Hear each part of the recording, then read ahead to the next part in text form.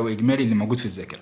ام بلس وام ار، الزرارين دول بس اللي هنستخدمهم بطريقه بسيطه جدا. ركز معايا، الموضوع سهل جدا. كل اللي انت هتعمله هتضرب 114 في 200 بس، ما تجيش جنب ايدك لا زائد ولا في ولا اي حاجه.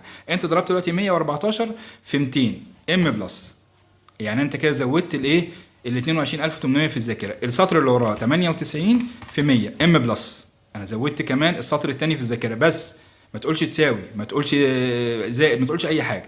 السطر اللي وراه 14 في 50 ام بلس، ماشي؟ اتعود عليها كده. 85 في 20 ام بلس، 64 في 10 جنيه ام بلس، 8 في 5 ام بلس. كده ام بلس ديت انا عمال ازود ناتج كل عمليه من دول على الذاكره. طب عايز بقى اجمعهم على بعض، بقول ام ار سي، بيديني زي ما احنا شايفين 35680 بمنتهى السهوله واختصارا للوقت. بستغل